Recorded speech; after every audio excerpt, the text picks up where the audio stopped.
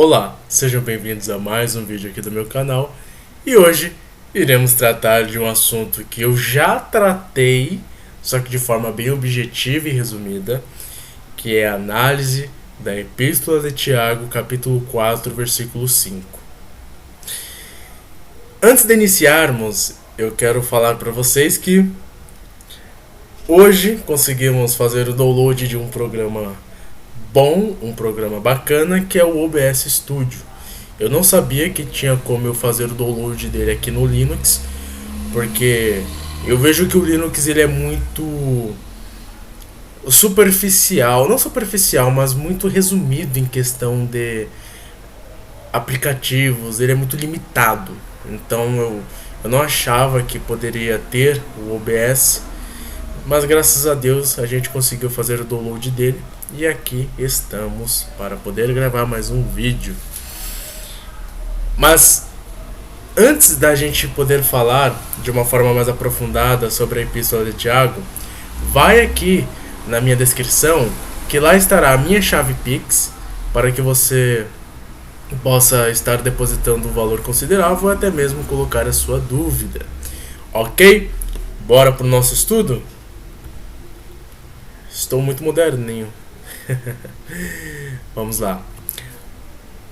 A análise que iremos fazer é baseada na polêmica do texto de Tiago, capítulo 4, versículo 5, que diz: Ou cuidais vós que em vão diz a Escritura, o Espírito que em nós habita tem ciúmes?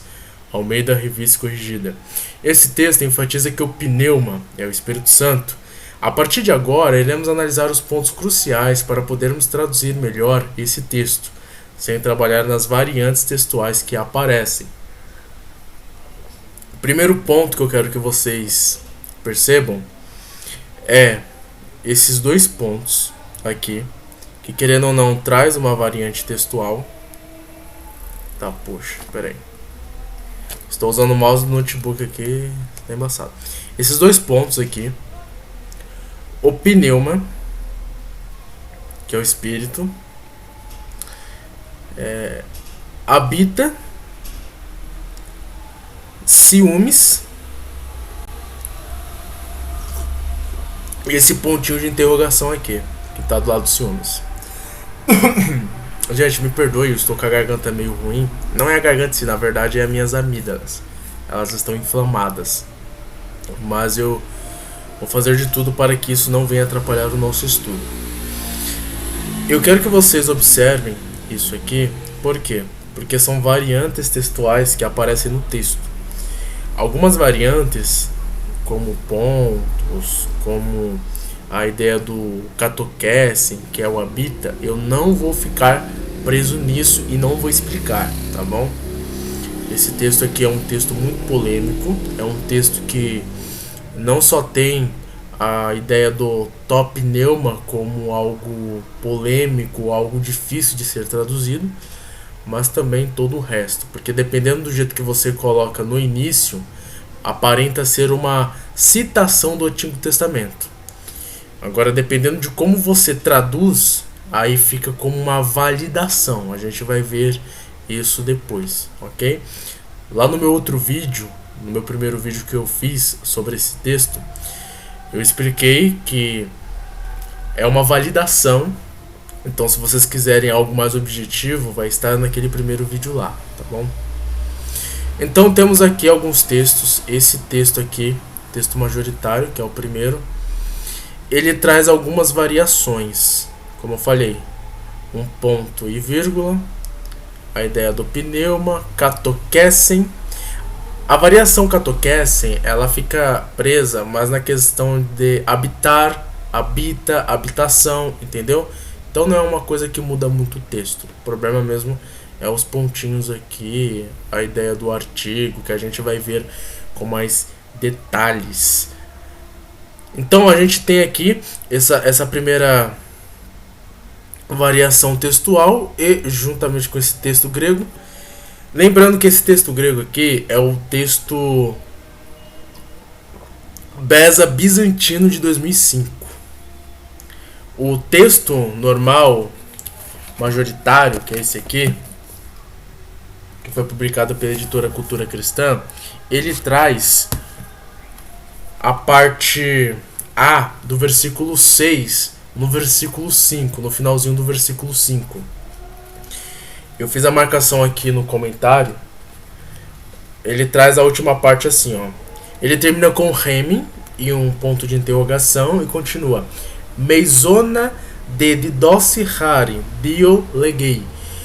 Então ele traz essa parte A do versículo 6 no versículo 5 na partezinha final. Então é uma variante, por isso que eu falei que eu não vou tratar essas variantes, porque senão ia ficar um vídeo muito longo. Mas em si eu quero que vocês prestem atenção mais no pneuma aqui, ok? Pneuma e catoquese. Então temos aqui o pneuma maiúsculo e catoquese com eta depois do kappa, aqui antes do sigma. A mesma coisa no Novo Testamento grego ortodoxo. Ele vai trazer pneuma com pi maiúsculo e catoquese também. Só que quando você chega no texto grego, quarta edição, que é esse aqui, ó, ele foi publicado pela Sociedade Bíblica do Brasil. Ele ainda está sendo publicado, mas ele é quarta edição, já é uma edição velha. Já lançaram a quinta edição, que vocês podem estar adquirindo na Amazon Prime, na Shopee, por um valor bem bacaninha. Ou até mesmo no Mercado Livre, dependendo do valor do envio, porque agora está tendo isso. Além de você pagar o frete, você paga o envio. Absurdo. Então ele vai trazer o pneuma com pi minúsculo e catoquisen. Então isso é importante a gente saber. Então a gente vê que temos 3 textos. Logicamente existem mais textos do que esses, como por exemplo textos receptos e as suas variações. Tem o Neste Aland, tem a família 35, tem vários textos mesmo que trazem variações, mas eu escolhi apenas esses 3 aqui só para vocês entenderem que há sim variações no pneuma, ok? Cada tradução que temos é baseada em um texto grego. Eu escolhi apenas 3 textos gregos para facilitar a simplicidade do nosso estudo. Observe que os primeiros textos usam pneuma com pi maiúsculo. É o que a gente viu anteriormente. Tanto o majoritário quanto o Novo Testamento grego ortodoxo trazem pneuma com pi maiúsculo. Já o texto grego pode ser chamado de texto eclético ou crítico, depende muito da versão que você está usando, usa o pi minúsculo, fazendo com que a tradução seja totalmente diferente no seu significado. Iremos comparar algumas traduções e analisar com cautela como isso pode mudar o nosso conceito teológico. Por quê? Porque se você traduz como Espírito Santo, aí já envolve uma questão de pneumatologia. Agora, se você usar pneuma minúsculo, aí já envolve uma questão de antropologia. Já é diferente. Eu peguei 6 traduções aqui, só para vocês verem o quão drástico é na hora de você ler uma tradução ou outra. Muda totalmente o significado do texto. Lembrando que tudo isso aqui é isolando apenas o versículo 5. Depois a gente vai dar uma contextualizada. Almeida Revista Corrigida traz: Ou cuidais vós, que em vão diz a Escritura, o Espírito que em nós habita tem ciúmes? Almeida Revista Imprensa Bíblica: Ou pensais que em vão diz a Escritura, o Espírito que ele fez habitar em nós anseia por nós até o ciúme? Ó, os 2 textos estão usando perguntas. Almeida Revista Atualizada: Ou supondes que em vão afirma a Escritura, é com ciúmes que por nós anseia o Espírito que ele fez habitar em nós? Outra pergunta. Nova Versão Internacional: Ou vocês acham que é sem razão que a Escritura diz que o Espírito que ele fez habitar em nós tem fortes ciúmes? NVT, Nova Versão Transformadora: O que vocês acham que as Escrituras querem dizer quando afirmam que o Espírito colocado por Deus em nós tem ciúmes? Então observem que até A NVI, ela traz espírito com o Pi maiúsculo, espírito com o E maiúsculo. A partir da NVT já traz minúsculo.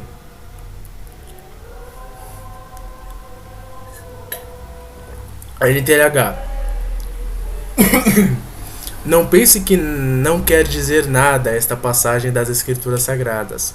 O Espírito que Deus pôs em nós está cheio de desejos violentos. Olha, já não é uma pergunta, já é um ponto final. A NTLH ela traz então essa tradução, que é uma tradução que eu vejo que é muito bacana de ser lida em alguns textos da Bíblia, ok? Então temos 6 traduções. As 3 primeiras enfatizam que o pneuma é pneuma, com P maiúsculo, ou seja, o Espírito Santo. As 3 últimas enfatizam que o pneuma é o espírito humano. Aí que tem um errinho aqui meu. Por quê? A ARC, a árabe, a ARA e a NVI trazem o espírito maiúsculo. Só que eu tenho uma NVI aqui. E vamos ver se pelo menos essa daqui pode ajeitar aquilo que eu escrevi. Vamos lá.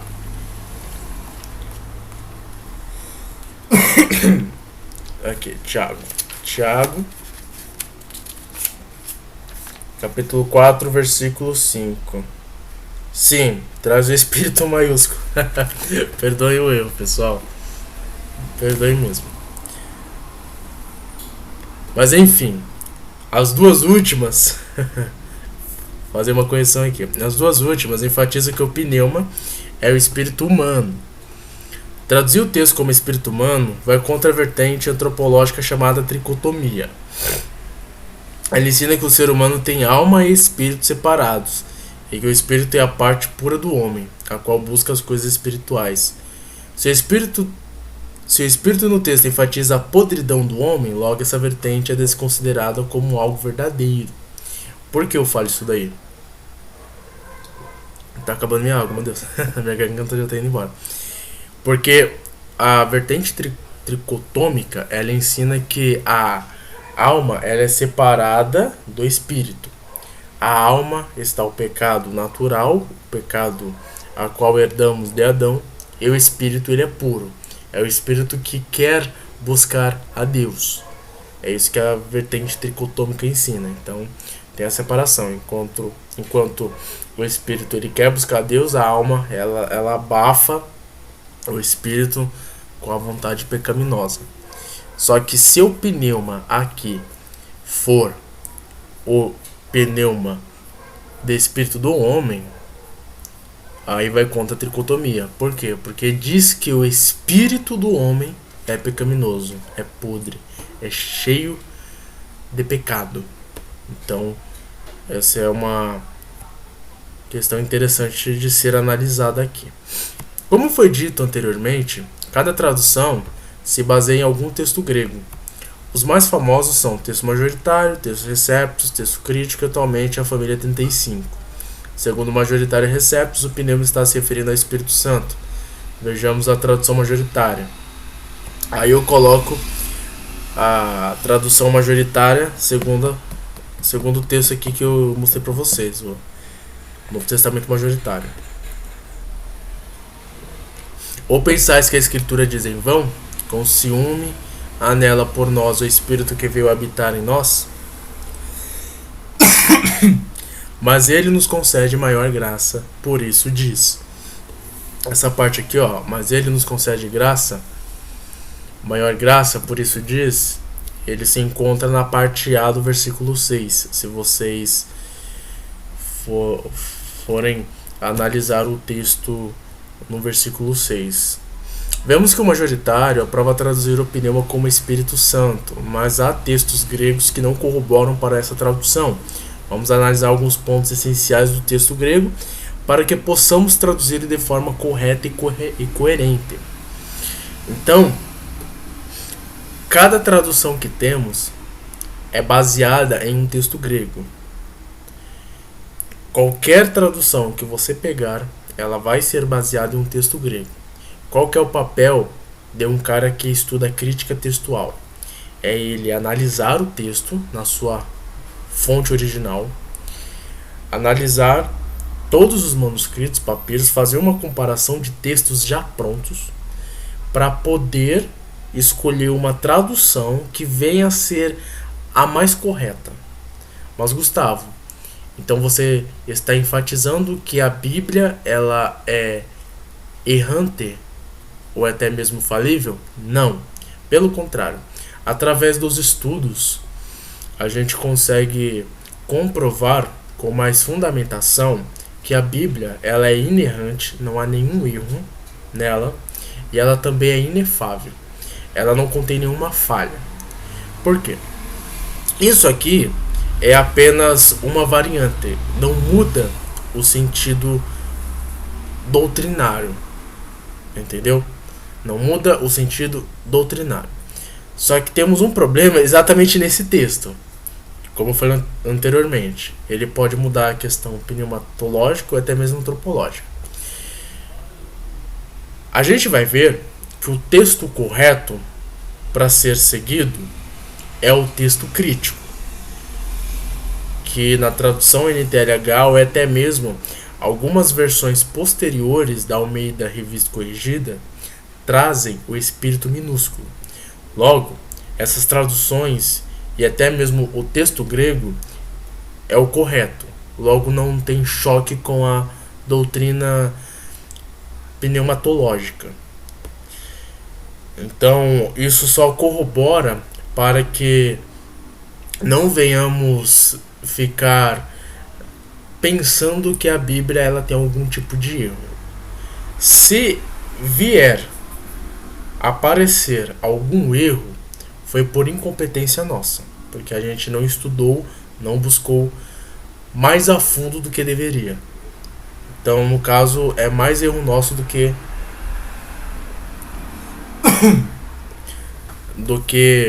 da própria Bíblia. Então, o primeiro ponto a ser analisado é o legueio, que significa diz. Está no presente perfeito. Logo, está enfatizando o resultado passado que ainda continua. Nesse caso, é a doutrina que sempre foi pregada no Antigo Testamento, que foi passada para o Novo Testamento. E que doutrina foi essa? A doutrina do pecado. Quando a gente lê o Antigo Testamento, fala muito de pecado, fala muito de expiação, fala muito de sacrifícios. Logo, a gente percebe que se há sacrifícios, se há oferendas, holocaustos, algo tudo relacionado a uma expiação ou justificação, logo há alguma coisa errada com o ser humano. E o que é? É o pecado. Então o Antigo Testamento deixa bem claro a pecaminosidade do ser humano. Essa concepção não foi inventada no Novo Testamento. Se vocês forem no vídeo anterior que eu postei, eu explico o que é pecado no hebraico e o que é pecado no grego, usando o Antigo Testamento e o Novo Testamento, e cito uma pancada de texto. Lá vocês verão a ideia do ratá, recha, avon, hamartia, anomia, abquia, acebeia, vários termos que corroboram para falar sobre a pecaminosidade do ser humano. Então isso não é uma coisa nova no Novo Testamento, pelo contrário. Sempre foi dita no Antigo Testamento, só que na escrita hebraica. Então, quando aparece a palavra diz no texto do versículo 5, a gente percebe que está fazendo o quê? Uma validação daquilo que foi dito no Antigo Testamento. Validação em dizer que o homem ele é pecaminoso e que a essência dele, que é a alma, a natureza, é pecaminosa, é ruim, tem maldade, ok? Então temos depois o tó, que é um artigo neutro. Olha que interessante. O na nossa tradução, é um artigo definido. A, as, o, os. Artigo definido. Isso você pode pegar qualquer gramática portuguesa para vocês verem que os artigos definidos que temos é as, os, o, as, a, as, o, os, no caso. Então, no grego não funciona assim. No grego funciona diferente, porque usa o to, que é um artigo neutro. Sendo assim, não define o objeto direto. Quem que é o objeto direto? É o pneuma. Para dizermos que o pneuma é o Espírito Santo, precisaríamos de um artigo definido. Isso no versículo 5 da Epístola de Tiago, ok? No seu capítulo 4, versículo 5. Para dizermos que o Espírito ali é o Espírito Santo, precisaríamos do artigo definido. E eu vejo que também de um adjetivo. O que é o adjetivo? É uma qualificação de uma pessoa ou de um objeto, ou de algo. No caso, a palavra santo, no grego, é hagios. Então, precisaríamos do hagios para falarmos de se o Espírito é Espírito Santo. Ou até mesmo Theos, Espírito de Deus. Se não tem Theos, que é um substantivo, e nem o adjetivo hagios, que espírito é esse? É a única epístola que eu vejo que aparece só espírito isoladamente. Assim, espírito, se fosse no caso o Espírito Santo no versículo 5. Seria a única epístola que, particularmente segundo as minhas pesquisas, que estaria isoladamente trazendo espírito sem um adjetivo ou sem um substantivo depois.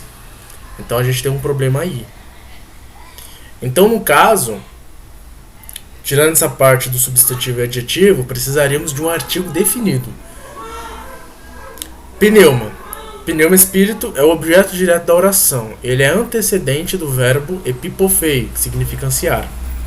Ou seja, completo sentido do verbo, sendo receptor da ação verbal. Ou seja, ele está sendo receptor da ação verbal. O verbo é o quê? Ansiar. E o que é o que está ansiando? É o espírito. Ele anseia pelo quê? Fitono, maldade, ou ciúmes, ou como a NTLH traduz, desejos violentos. Olha que interessante. Então o texto inicia dizendo sobre os pecados que os destinatários cometiam, como conflitos, brigas, guerras, invejas, etc. E até mesmo adultério, se a gente for ver, né? E isso está entre o versículo 1 ao versículo 4. Vocês podem ver lá no texto que vai citar conflitos que estava tendo, porque os destinatários eram judeus convertidos e também gentios convertidos, logo por isso que é uma epístola geral, porque era uma epístola que era destinada a todos, não a um povo específico. Logo, a gente percebe que estava tendo certos conflitos, certas brigas, guerras, invejas e até mesmo adultérios. E aí que vem a questão mais importante. A maldade relacionada ao versículo 5 remete a isso. Aí que a gente vai ver algumas objeções se a gente colocar o Espírito Santo no versículo 5. Continuando. Logicamente, esse texto é totalmente aplicado a nós também, porque não fica só no pessoal que foi destinado. Pelo contrário, todo texto bíblico ele é aplicável a nós. Ele pode ser aplicado a nós porque é a palavra de Deus. E Deus, quando Ele quer falar com a gente, Ele usa o quê? Aquilo que Ele deixou descrito para a gente, que é as Sagradas Escrituras. Não é através de revelações como muitas pessoas acham, ou através de sonhos, ou através de feitiçaria gospel, ou algo do gênero. Pelo contrário, é pela palavra que ele deixou escrita, que é as escrituras sagradas. É através dela que a gente consegue ouvir a voz de Deus. Por isso que ela é aplicada a nós. E o autor continua a sua narrativa dizendo sobre os adúlteros e adúlteras. E por fim, o autor chega no ápice do texto, que é o versículo 5. Vamos analisar algumas objeções a partir do texto. Primeiro, o Espírito Santo faz conflitos, brigas, guerras, invejas e adultera, como está dito nos versos anteriores? A pergunta: o Espírito Santo faz conflitos, brigas, guerras, invejas? Ele adultera? E aí, como que fica? Complicado. Segundo ponto, que é a segunda objeção: o Espírito não é santo, então por que ele comete esses pecados? Por quê? Por que ele comete esses pecados? Se ele é santo, ele não comete brigas, guerras, invejas, conflitos e até mesmo adultério. E aí, como que fica também? Terceira objeção: se o versículo 5 é o Espírito Santo, logo ele não é santo. Porque se ele fosse santo, ele não cometeria o que está dito nos 4 versos anteriores. Por isso que temos que tomar cuidado quando a gente traduz um texto ou pega algum texto grego, hebraico, para poder se basear, porque tem alguns textos que trazem alguns conflitos teológicos. Quarta objeção: o estudo do grego não corrobora para essa tradução e interpretação, porque como a gente viu, segundo o próprio texto que a gente pegou como base e segundo a própria gramática do texto, não corrobora para a gente achar que o pneuma ali é o Espírito Santo, o que faz com que a gente chegue na conclusão de que o pneuma ali é o espírito do homem, o espírito que está intrinsecamente ligado a nós. Então, voltando àquilo que eu falei anteriormente, a Bíblia corrobora para uma questão dicotômica, a ideia de que a alma e o espírito é apenas sinônimos. Então, o espírito está contido à natureza pecaminosa, porque também é a alma. Então não tem distinção, é apenas uma coisa só. Então, através dos estudos que a gente fez e que temos em relação à gramática, aos textos gregos, tudo isso corrobora para que a gente venha entender que o espírito ali é o espírito do homem, o espírito ruim, uma alma pecaminosa, uma alma que anseia por maldade, ok? Na quarta objeção, eu mencionei que o estudo do grego não corrobora para a tradução e nem interpretação que diz que o espírito tem ciúmes. A tradução que eu fiz, seguindo as regras gramaticais, ficou assim: ou pensais que em vão diz a Escritura, com maldade anseia o espírito que habita em nós.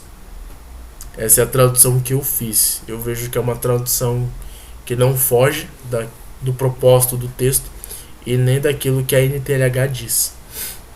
Mas se usarmos a tradução da nova tradução na linguagem de hoje, NTLH, também seria de grande valia, já que a tradução enfatiza muito o que o texto quer dizer. Vamos discorrer agora sobre o texto. Aqui eu trouxe uma pequena explicação de como funciona o versículo 5, mas se vocês quiserem adquirir este pequeno comentário, ele é muito bom, ele é bem objetivo e ele traz algumas perguntas. Eu fiz um review, depois vocês veem lá nos vídeos antigos, ok? O versículo 5 inicia dizendo: ou pensais que em vão diz a Escritura. O que isso significa? Significa que o povo que foi destinado à epístola, possivelmente os judeus da dispersão, estavam vivendo levianamente, trazendo intrigas às igrejas. Logo, o Tiago Ele afirma que o ensino do Antigo Testamento sobre tais pecados ainda estava em vigor, e que o espírito que tem no homem, que é a imagem e semelhança de Deus, está cheio de maldade por conta do pecado original. E por isso, Deus resiste aos arrogantes, mas aos humildes concede graça. Isso você encontra no versículo 6. Portanto, vale ressaltar nesta conclusão que a tradução correta do texto tem que trazer espírito humano, para que não haja complicações teológicas em vários sentidos.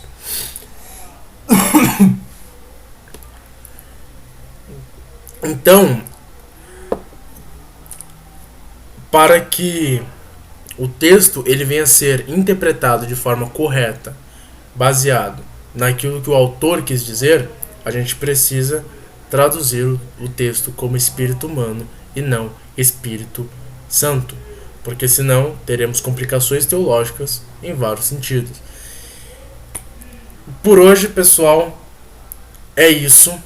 Fiquem ligados, é um aviso importante. Quando eu melhorar de saúde, eu já vou iniciar a série Modernidade Líquida aqui no canal. Semana que vem já vai chegar os meus livros. Semana que vem não, essa semana. Já é domingo. Essa semana vai chegar os livros sobre modernidade líquida do Zygmunt Bauman. Vai chegar o box que está em promoção na Amazon. Então corre na Amazon, compra o box, que é muito bom o tema. Eu já li algumas coisas em PDF. Já vi alguns vídeos do Leandro Carnal explicando como funciona a questão da modernidade líquida segundo o sociólogo e filósofo Bauman. Também já vi vídeos do Matheus Salvadori, canal de filosofia que é muito top. Se vocês puderem dar uma olhada lá no canal dele, também é muito top. Lá estará informações importantes sobre a modernidade líquida, e que em breve eu também estarei tendo esta honra de poder trazer aqui no meu canal essa concepção de modernidade líquida, e mais para frente, se Deus quiser, a minha tese de mestrado em filosofia.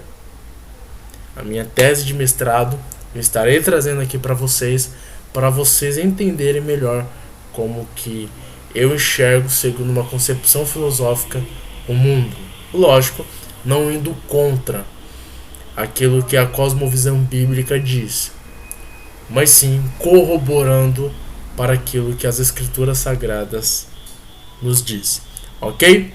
Fique com Deus, até o próximo vídeo, que vocês sejam abençoados, boa semana, bom fim de mês, tamo junto.